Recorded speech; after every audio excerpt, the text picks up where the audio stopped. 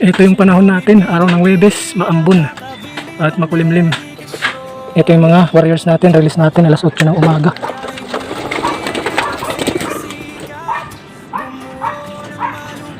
Naiwan pa yung dalawa. Ayun na sila oh. Mataas muna yung lipad.